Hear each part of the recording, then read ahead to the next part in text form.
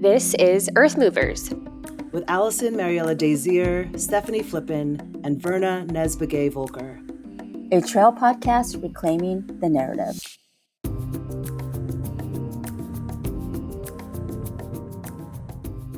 All right, everyone. Welcome to Earth Movers, a trail podcast reclaiming the narrative. I am one of your co-hosts, Stephanie Flippin, and I am joined today by my lovely guest, Miki Sawada. Welcome, Miki. Thanks for having me. Of course. Before Miki and I dive into our conversation together, I just wanted to give a brief shout out and thank you to our presenting sponsor for our first season of Earth Movers, and that is Ultra Running. We are so grateful for Ultra's support. Ultra has been walking with us on this journey to get this podcast up and off the ground.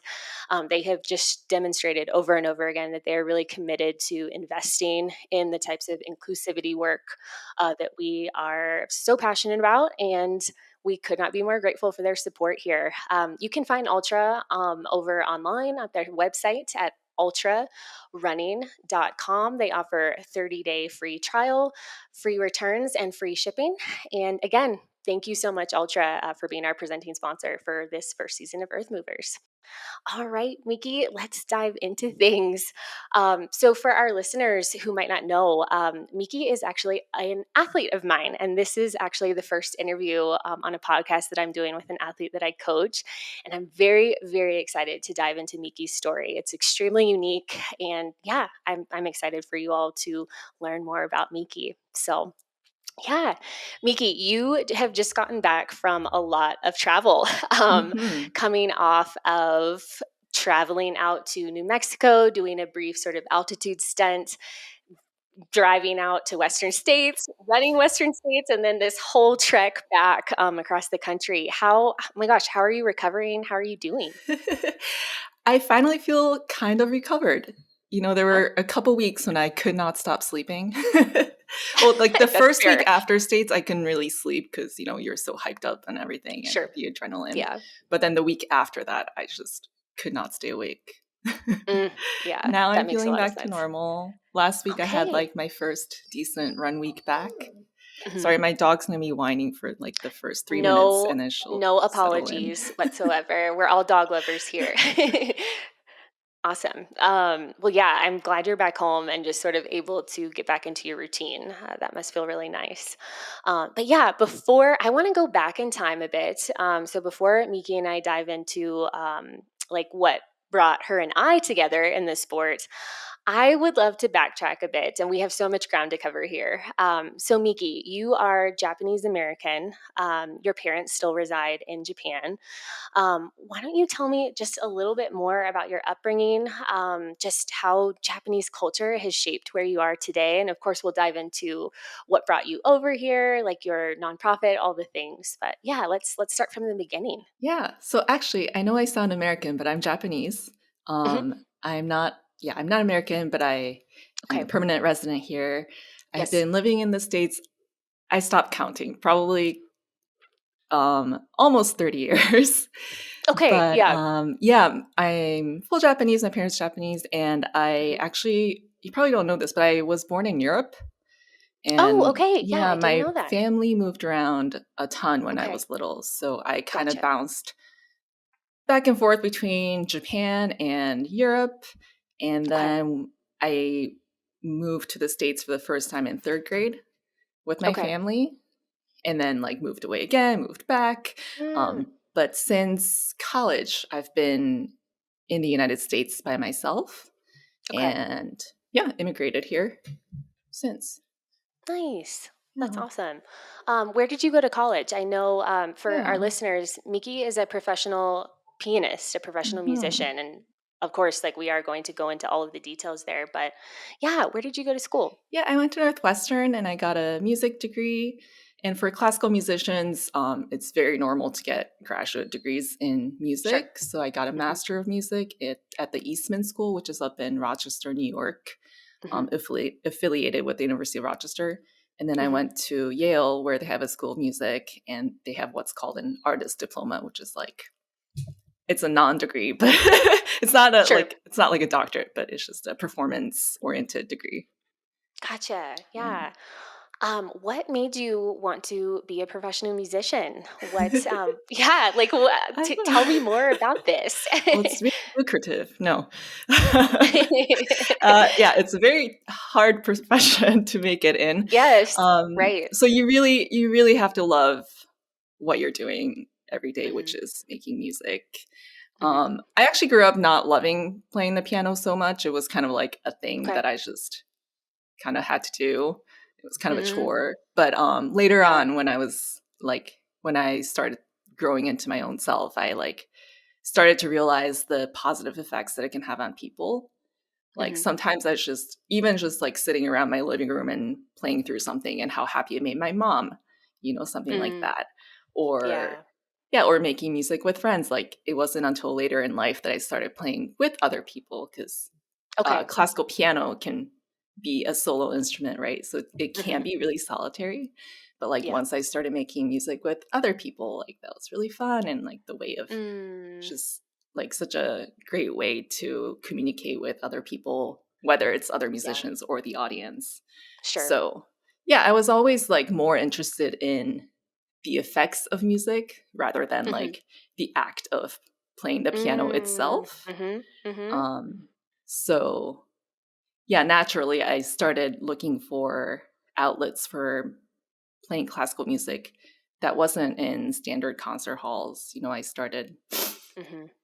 kind of growing uncomfortable with the kind of ivory tower that classical music can Yeah. live in and the kinds of Mhm. associations it can have with like what sort of people listen Yeah. to it or play it even. Mhm. And so Mhm. I started being interested in like how how can I reach more people out in the world through classical music? Like it's such a big world. Um Mhm. and yeah, there's so many different kinds of people that you don't necessarily see in a traditional concert hall in a classical music Mhm. concert. So Yeah. this is always at the back of my mind, like even going through college was like, Okay. like there must be some other way to do Mm, this. yeah. No, you have shared pieces of this with me, and then I listened to you on another interview that you recently did, and I really admire just how early on it was at the forefront of your mind, like this topic of elitism, like, and you very early on, like, acknowledge that within your profession or what you were working towards becoming your profession. Um, yeah, I don't often, I guess what I'm trying to say is I don't see that being something that's natural to a lot of people. Like a lot Hmm. of times, right? Like you might have to go through like a personal situation yourself or have like a very specific experience in order Hmm. to be like, oh, like to in order to come to terms with that aspect of elitism or like accessibility.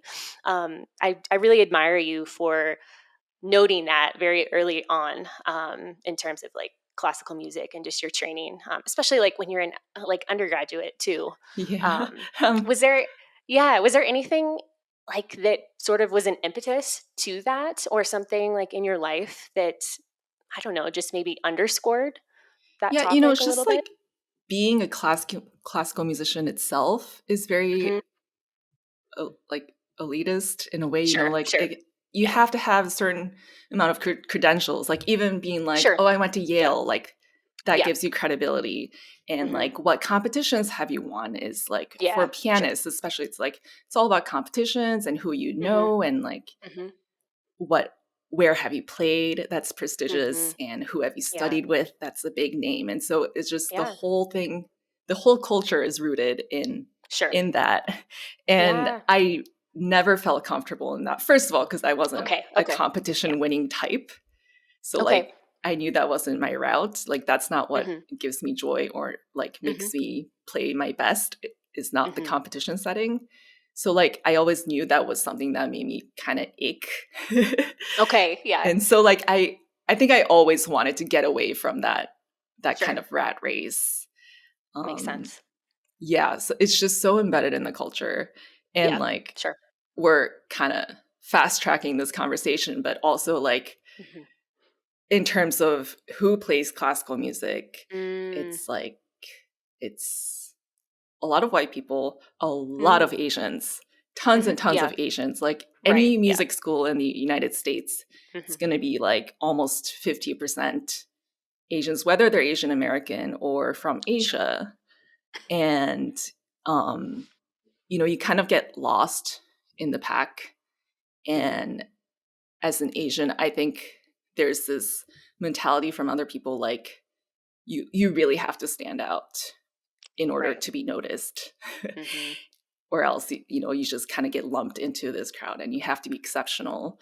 And Mhm. that was a thing I always noticed right away. And yeah, there's also like classical music, the traditional repertoire. Of course, it's a tradition from Europe, Mhm. and a lot of white Mhm. men's music is what we play. Sure. That's like our core Mhm. repertoire is Bach, Beethoven, Mozart, all those Yeah. people who are Mhm. phenomenal, like Mhm. amazing artists, Mhm. immortal. But there's more. There's more to classical music than that, actually, especially like when you look Mm. at living composers or Mhm. like who's writing music in the United States, like you get a lot more Mhm. diversity that Mm. doesn't get highlighted in your Yeah. classical music education. Mhm. So all of these things were things I very slowly began to understand as I Yeah. like became an adult. Like first Yeah. I was just Yeah. a child. I didn't think Mhm. about these things, but Mhm. like as I came into myself and started thinking about like my place in the world, my place in this country, and Yeah. then thinking about what does classical music have to do with any of that. Mm. These are kind of the issues that started arising within me. Yeah. Well, I'm eager to start to draw parallels, right, within trail running and to dive into just like your athleticism. But I want to just pace ourselves here because I want to sort of go into things in a stepwise approach.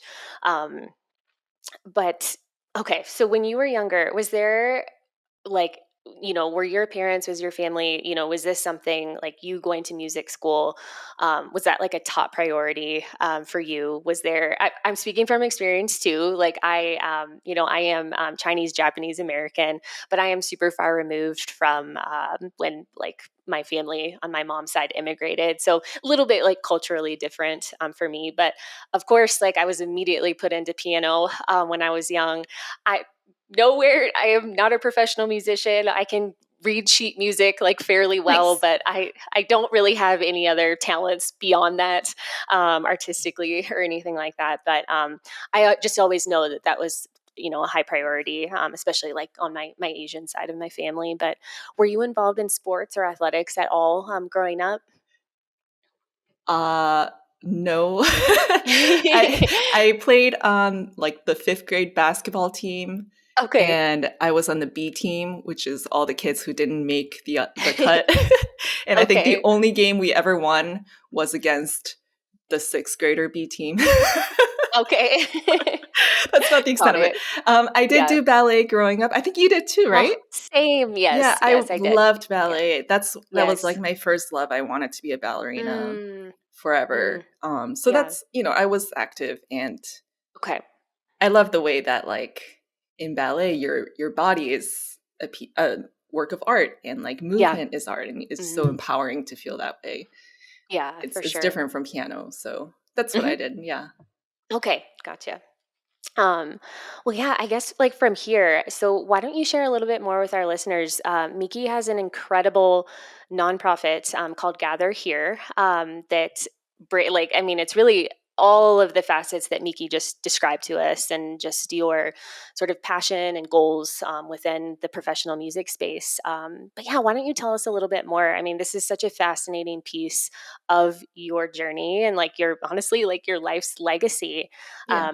So yeah, I would love to hear more if you're willing to share. Yeah. So after school, I was still grappling with those same problems of, how do I bring classical music to more people? How do I want to do it? Hmm. And I experimented with some things, but actually the biggest turning point for me was when Donald Trump was elected in 2016. Okay. That was the point. I mean, that made me realize just how little I understood about this country, Yeah. right? And that was like such a big surprise to me about how naive I was up till that point. Mm-hmm. And I was also at that point kind of undergoing the immigration process, and Okay. I could have easily been like, I'm actually not gonna move to the United States. Okay. But Yeah. I Right. thought about it like hardly like a night. I thought about it at night, and I was like, no, I'm gonna Mm, stay here because, you know, this place is the place I feel like I can be most myself in a way that I mm, can't be in Japan. mm-hmm. And Why? No, yeah. I don't want to interrupt you here, but why is that? Like Yeah. culturally, yeah. Culturally, I What? mean, it's Mm-hmm. very socially conservative place, Japan, especially as Mm-hmm. a woman. Mm-hmm. There's still a lot of sexist tendencies.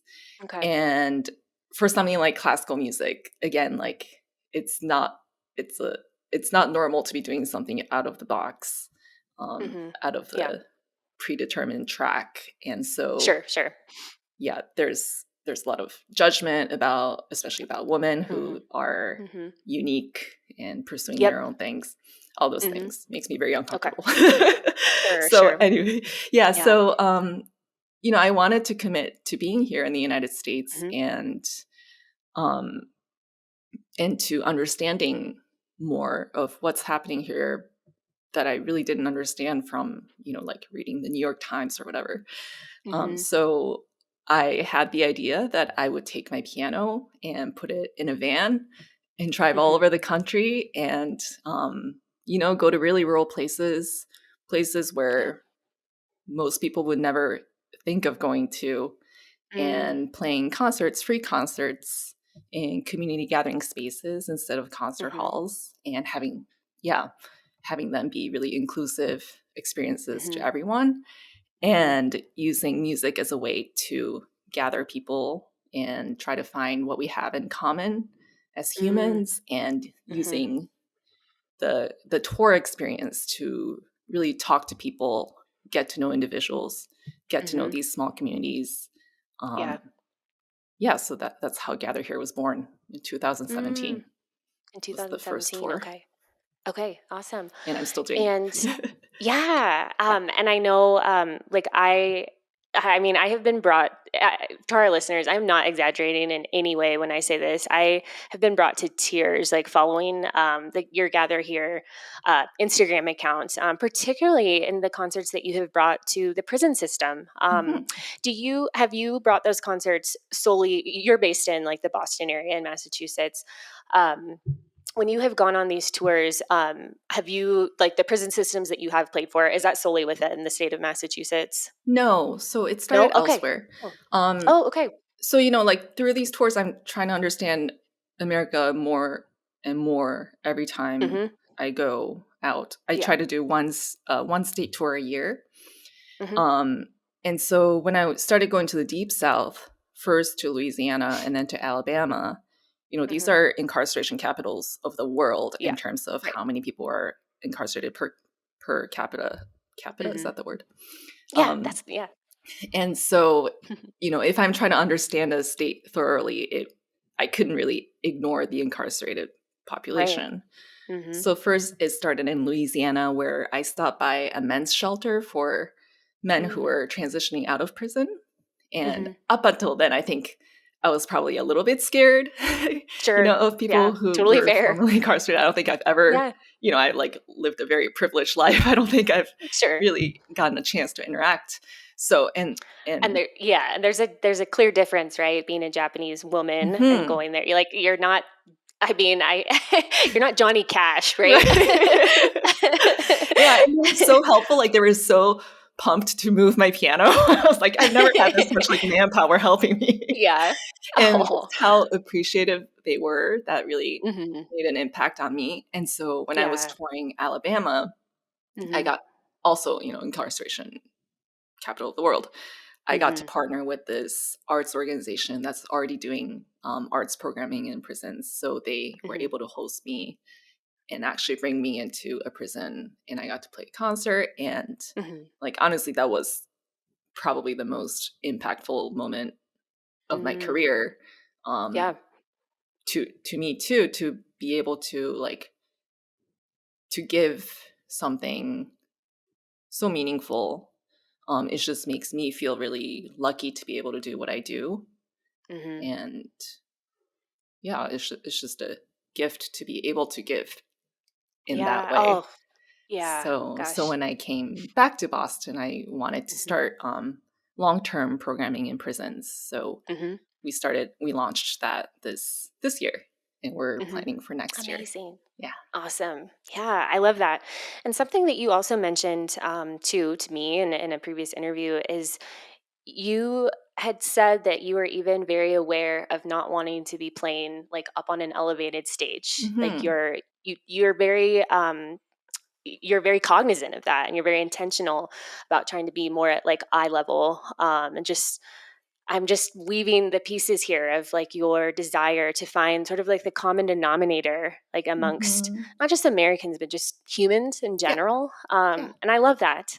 I mean, it makes perfect sense. Like you walking me through like how obviously like the classical music world is to begin with, but I really love that. And I love how intentional you are about, like I said, just finding the common thread amongst all of us, because it's there, even if, Yep. to your point, like politically and like, different demographics and just regions here, especially in the United States, it can really feel not like that, right? It can feel like quite the Mm-hmm. opposite, especially right now when we're in such a polarized time. But yeah, I mean, that's why I just so strongly feel that the work you're doing is some of the most important work out there.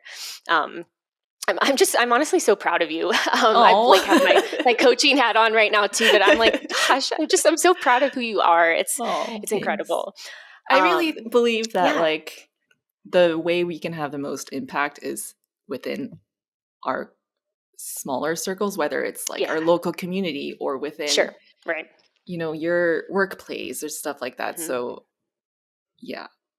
Yeah, I feel to your point, I feel like it's really easy, right, to I mean, I'm personally not like this, but like to be kind of like a keyboard warrior, right? Or to like feel Mm-hmm. very removed from someone or a group of people who, may have like very, very different views than you. Mm-hmm. But I love that you are again trying to like connect all of us here, with your profession and what, your like life gifts are. Mm-hmm. That's really special, and I'm hopeful that more people will listen to this and really understand like the importance of that and making those connections, like you said, at a community level, because that's really how we heal, honestly, right? Mm-hmm. Mm-hmm. um, but yeah, okay, well, this is a podcast on reclaiming the narrative on trails. So Mm-hmm. again, I wanted to just underscore and like have you discuss how all of like your career and your just passion for music, how that has just intertwined with running and trail running in general. I know that you have shared in the past that you got into trail running, was it like 10 or 8 to 10 years ago or so at this point? Something like that. Yeah. Something like that? Yeah. Yeah. What initially drew you to the trails? I love the mountains. Okay. There's nothing Yeah, like the feeling of standing on a high peak, like a Colorado sure. peak, Yeah. in the sense of freedom. I think is probably something I'd never experienced before. Mhm. And yeah, it's really about that, like feeling free Mm. from everything. I'm like a Yeah. hermit by heart. So Mm. like Okay. gather here is really out of my comfort zone because I don't Okay. like socializing all the time, and tour is Okay. like Yeah. so public facing, and it's Yes. all about people. Right. So for me, I need to recharge. I need to get away from all Yeah. of the messiness of being human, and Hmm. I think the trails are really one of the only places I can find that. Mm. um yeah, like finding connection with myself. And I think it's also taught me how strong I can be Mm. in a Hmm. way that lets me be strong in other facets of my life, like gather Sure. here. Yeah. Yeah, the confidence building. Hmm. But I just love being out there. Yeah. Well, you're incredibly talented at trail running as well, but yeah, do you ever now I guess I should have asked this earlier in the conversation. Do you compose your own music? No, I don't. No? Okay, gotcha. I was also curious though, like when you are out on the trails and when you're Yeah. training, are you thinking about music? Are you thinking about specific like pieces that you're getting ready to perform? Um, Anything like that? And it's okay if like you don't. I'm just personally curious. very, very rarely, but I have Okay. like on a recovery run worked out some phrasings. Okay. Like you sing something Yeah. and maybe like work out a Yeah. phrasing. When I run, it's a really good place to kind of organize the information that I've accumulated over the day or like a practice session. So it might not be consciously that I'm, organizing them, but I do feel like when I come back, my mind feels a lot clearer.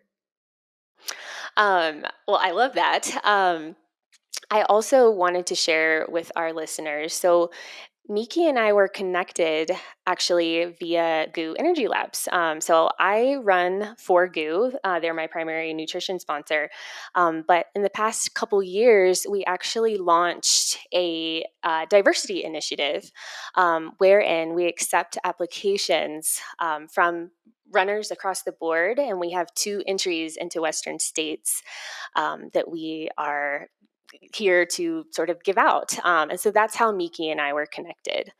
Okay, Miki, you have shared about being kind of a hermit, or just let's call it like more like introverted, which I consider myself to be introverted too. I totally empathize with needing to like recharge, especially after, like you mentioned, a lot of forward facing and socializing, those types of events with Gather Here. But yeah, what drew you to apply to our GU Diversity Initiative? But I mean, obviously, like the entry into Western states is like, Hmm. a big a big deal, right? Since Yeah, those are definitely difficult to come by. But yeah, what drew you to our program and just your desire to apply? sure. Actually, it's kind of funny because when I told my husband I was applying, he was like really shocked because he was like, "Well, but so many Asian people run." But he comes from Mm, a road racing sure. background, Yeah. and just Yeah. the other Not day we were trail. having this conversation, and he had to like ask me about the experience of being on trails as Mm, a BIPOC woman because it's yeah. just not something that he's experienced. So I got to Sure. tell him about what that's like. Mm, But yeah. I like to do, as you know, races in Colorado. That's my Yeah. favorite place to be. Yeah. And truly, I was Mhm. shocked when I went to my first big race in Colorado. My first race in Colorado, which was the San Juan solstice in Yeah. the Yeah. San Juans. Hmm. And I didn't see another person that wasn't white. And I was like, Mm, huh, hmm. wow. And like I'm kind of used to that because I grew up like that in Sure. communities like Yeah. that. So it's I don't Hmm. feel it like in a negative way, but I was just like, huh, Mm, okay, this is what it is. sure. And most races in Colorado have been like that for me. Um Mm, it's a lot more diverse in Massachusetts, actually, in the Boston right. area. Yeah. Yep. Hmm. It's just mostly a reflection, probably, of the demographics of the local people. Totally. But Yeah. um, I did feel like, yeah, like this is something that can be improved, and Mm, so yeah, I jumped at the occasion. I mean, yeah. I didn't think I would get it. I was shocked. Like as an Asian Mm, person, it's always like mm. we're we're kind of I've always felt like I'm kind of neither here nor there in Yeah. Yeah. in some I like to use that to my advantage, like especially when I'm Mm, touring or traveling, I feel like mhm. almost invisible in a good way. Like, Mm, I can go into a mostly black community and I sure. kind of seen as neutral. Mhm. Same in Yeah. white communities, even if there are no other Asians Mhm. within the county, literally. Mhm. Um, Yeah. yeah, so I do feel like kind of like a chameleon like Mhm. And a bit of like existence. the yeah, I love that description, a chameleon just yeah, about being a chameleon, but also, the element too of like the model minority. It's Yep. like, Like that aspect too. not we're not very threatening. Yeah, right. Right. But also like I didn't think I would get chosen because of that too. Mm. Like I don't feel like I didn't think I would stand out in a way. Mm. But then you came along. Well, you 1000% stood out to me and to all of us on the board who leads that initiative with GOO. Honestly, largely because of your dedication to your community and all the work that you're doing with Gather Here, right? Like, I'm just someone who, like, running is incredible. It has brought so many wonderful gifts to my life. But it's the gifts that running has brought to my life, right, that are special. Running is incredibly special, but I really, if I had to choose between everything that running has brought me and like the running and the training itself, I would over and over again choose all of the people and experiences, right, that running has brought. So I think that is a huge reason why you so clearly stood out to me and to all of us there. So it's been so wonderful just working with you and providing you with that opportunity. Um, but yeah, I mean, so we're fresh off of Western States. And just what was that entire experience like for you? Not just the race itself, but Yeah. our training together, like all of it. What would you like to share? Oh my God, it was so fun. Yeah. It was just fun. It was like, yeah, usually when I'm done training and racing, I'm like, I don't want to do this for a long time. But this time I was Yeah. just like excited, Mm-hmm. to be back running and all that stuff. I didn't feel burned out at all. Yeah. I felt like, yeah, it went by so fast. It was 6 months of Yeah, it did. preparation, Yeah. but it just Mm-hmm. flew by because it was fun. I've Mm-hmm. never had a running experience with like a whole crew on my a Yeah. whole squad behind Yeah. me, like Yeah. not just race Mm-hmm. day, but the Mm-hmm. entire time. Yeah. And I really felt that, like, it was mostly remotely, but I Mm-hmm. did feel the presence and support of you Mm-hmm. and Sure. my teammate Faith and everyone at Yeah. GOO that I was working with. And Mm-hmm. yeah, that was a really new experience for me. Yeah. Yeah. I love that. Um, yeah, I kind of had a similar experience myself. We recently, one of my co-hosts, Allison Desir, her and her friend Aaliyah, who they are both located up in Seattle, but they just recently hosted the We Out Here Trail Fest that was intentionally created, right, for new trail runners and especially like members of marginalized groups and just getting them out onto the trails feeling safe. And to your point about feeling that support and just how much fun it was the whole time, that's truly how I felt attending, like, running at the race, being a part of the festival. And it, to me, I took reflections away from that, like, oh, this is what it's like for, and I don't mean to just like label one group of people, but I kind of just realized that, like, oh, this is what it's kind of always like when you are like the majority, right? Like when you are like a white trail runner, like there really Mm-hmm. aren't these feelings of like, oh, I'm like like to your point about San Juan solstice, like, oh, I'm like definitely the only like Asian runner here, potentially the only person of color here. Mm-hmm. For our listeners, I have lived in Colorado in like the rural mountain area for the last over 6 years at this point, and can certainly attest to what Miki shared about the unfortunate lack of diversity. But yeah, I'm thrilled that you had such a positive experience. Um, and, not to be negative in any way, but you had mentioned to me a few months back just about like, like a potential like microaggression that you encountered. And I know this is a really sensitive subject too, so please only share what you're comfortable with. But, and this, occurred like, throughout, your training Mm-hmm. leading into Western States. Would you mind sharing a little bit Sure. more about that? Yeah. So I was on the trails, actually on the Western States trails, not on race day. Okay. And, I was just running and I ran past someone, an older white gentleman, Mm, not yeah. dressed like a gentleman. He was Mm. quite shirtless, but Okay. he just, I passed Mm, him and I said hi. He didn't say hi mhm, back. And mm, I'm maybe 10 feet ahead of him at this point, and he just mhm. yells, "What are you?" And Oh, I was like, what? huh? And I Yeah, turned that's around such and an I said, odd. yeah, because I didn't understand what he was saying. So I Yeah. turned around You're like, and I "Human?" stopped. Yeah. And I was like, what? And he was like, "What are you, Korean?" And I was like, oh, this Oh, is what this jeez. is. So I just kept Okay. running Yeah. and I ignored him, Yeah. whatever. Yeah. Um, Yeah. but for me, that Mm. was shocking, not because I haven't encountered that. Like, I have Right. plenty of Yes. times, but Mm-hmm. not recently, actually. I don't know Mm-hmm. why. I think maybe because I'm in the Boston area now and it's such a Yeah. It's so safe place to diverse. be a Yeah. runner. Like Mm-hmm. I'm used to getting heckled on the streets, but it just doesn't Mm-hmm. happen in Boston. Sure. So Yeah. I think I've been sheltered, and maybe I, I think maybe the culture might be a little different now. Mm-hmm. Like it used to be pretty rare to see a lone female running on the roads, and so like Yeah. I used to get yelled at a lot, Mm-hmm. whether it's whistling or Yeah. racial slurs, and I Mm-hmm. just don't get it anymore. Maybe because I'm Mm-hmm. older, but it Mm-hmm. just hadn't happened in a long time, so I was really like taken aback by that, and I was like, oh yeah, Mm. this is still what we're dealing with, and it made Yeah. me a little sad. Mm. Oh, I'm sorry. I'm sorry you encountered that. Yeah, I mean, I've definitely, I've definitely encountered that like quite a few times. For me personally, it's typically been more in like the medical setting, and Oh. I always take things with a lot of grains of salt. It's typically for me been like patients of mine who are maybe like Vietnam War vets, and I've really tried to see how maybe triggering my appearance could be to someone who's Oh. been through that much type of trauma. Mhm.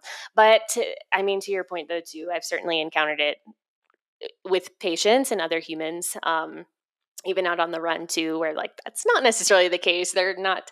I can obviously tell that they're not a Vietnam War vet, and so it's a different sort of situation there. But that's unfortunate that you encountered that. But it also like it reminds me just back to this, to what you were describing too. I personally hadn't even thought of it when you mentioned just the pieces of music that you are playing, and they are like you mentioned, like they are from immortal composers that we that we celebrate. We'll never stop celebrating them. But to your point, they are like by nature like older white men, and I see this really strong parallel between this is not throwing shade on a specific race like Western states, but just by nature of some of our some of the oldest trail races here, especially in the United States, right? They were founded by a specific group of people, and there's and these races are getting so much more difficult to get into, but we still have this sort of group of like older white men that are sort of gatekeeping still, Mhm. where it's like, or we see how many finishes someone has, and it's like, you're like, oh my gosh, this person has like had like 15 to 20 finishes at Western States. That's kind of interesting given how challenging it is to get into the race these days. But I see a strong parallel there between the two. Um, Yeah, there's always you like know, the lament of the death of the old school ultra. I'm like, what does yeah, that really right. mean? What does that really mean? Yeah. Yeah, I know. Because Mm, of course UTMB has a lot of issues, but sure, the sure. great thing about UTMB is it's so international. You Yes. get runners Yeah. from all over the place, like so many Mhm. people from China, and Mhm. yeah, like Japan too is starting to make a big splash on the ultra Yeah. scene, and Mhm. I don't mind that. Yeah. My husband actually did a deep dive, at least into like the women's field, the pro field at Western States, and the top 10 women. And actually, I, to my knowledge, I think actually only 3 women in the top 10 were American. The remaining 7 were international, whether Yeah, from had our Europe, first you know. Vietnamese top 10, right? Yeah, So cool. yeah, yeah, exactly. We had a Chinese runner on the podium, and athletes from New Zealand, across the board. So, yeah, I think it's really cool to see that being brought to a race like Western States. But Mhm.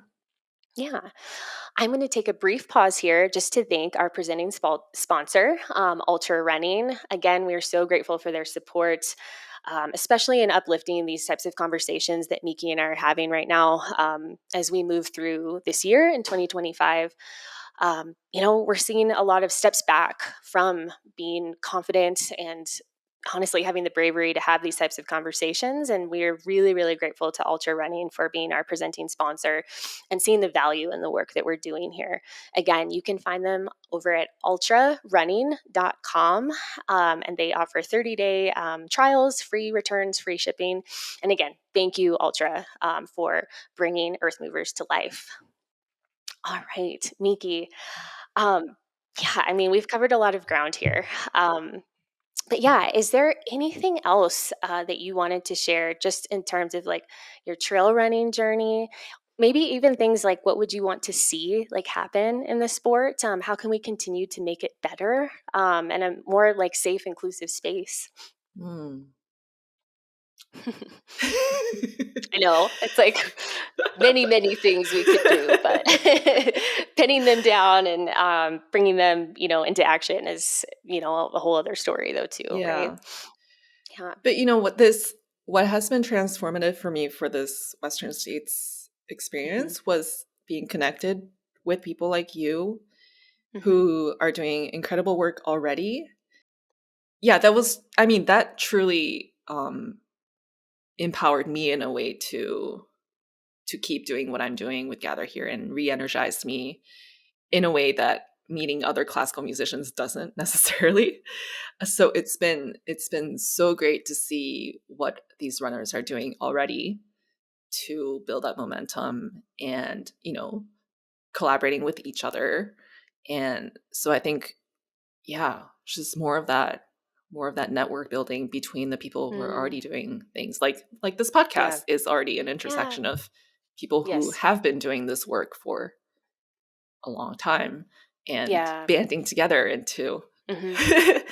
superpower Powerpuff Girls. Yeah. Oh, oh We my need gosh, more that's of such a that. huge.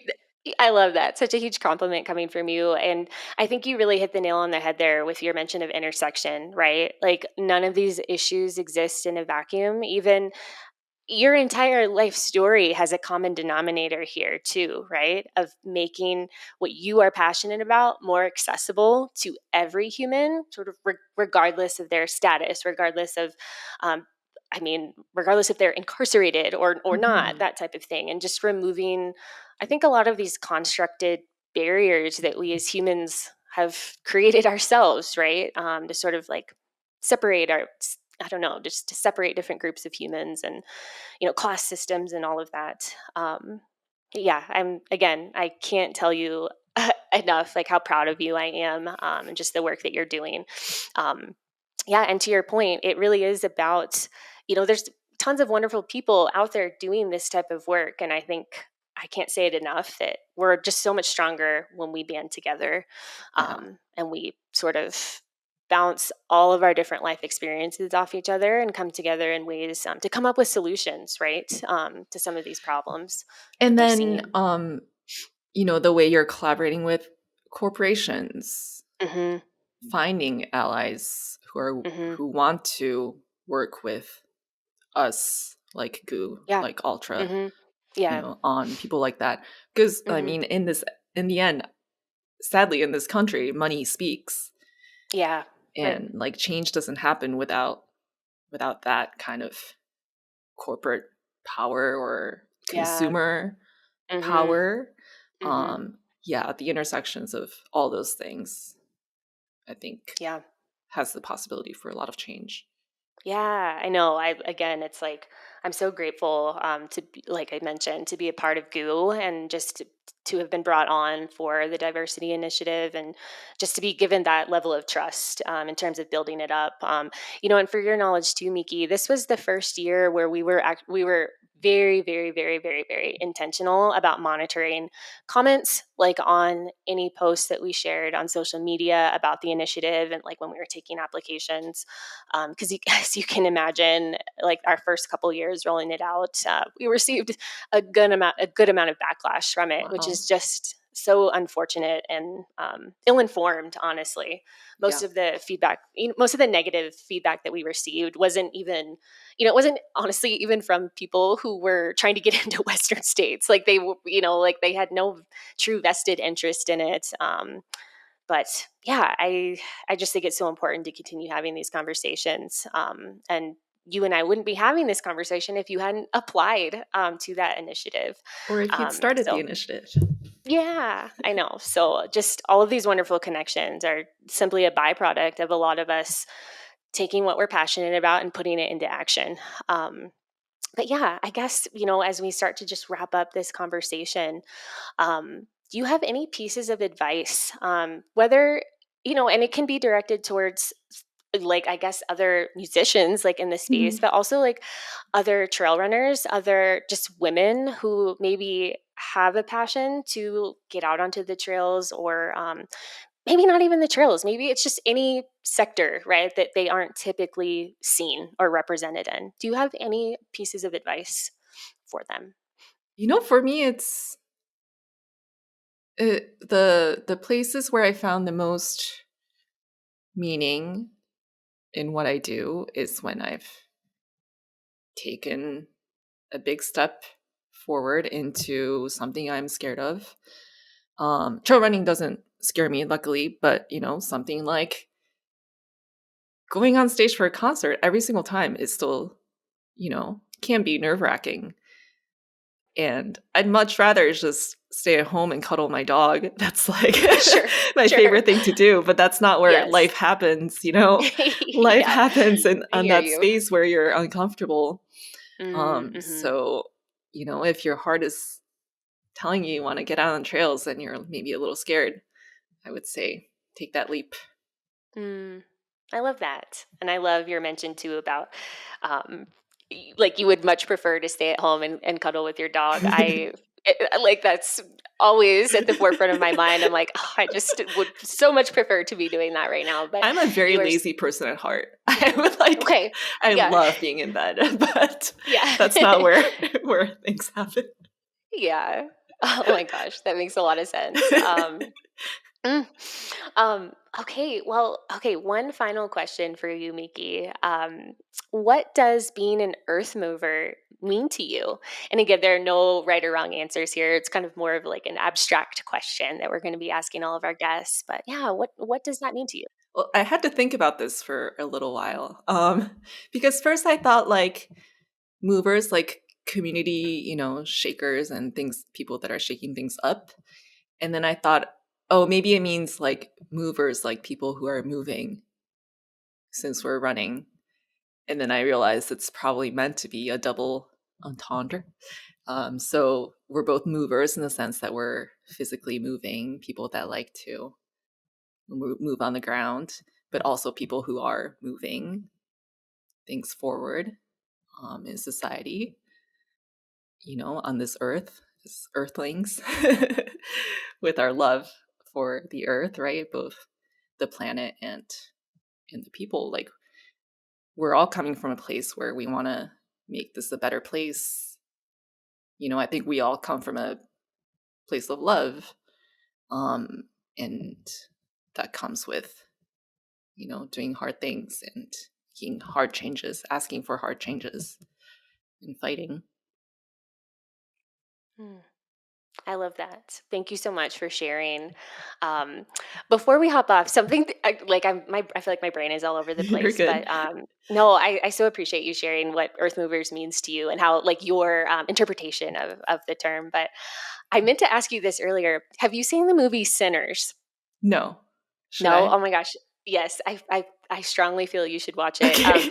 It is a bit of like a vampire genre, but that's Oh. kind of like towards the end, and it's not as like pertinent.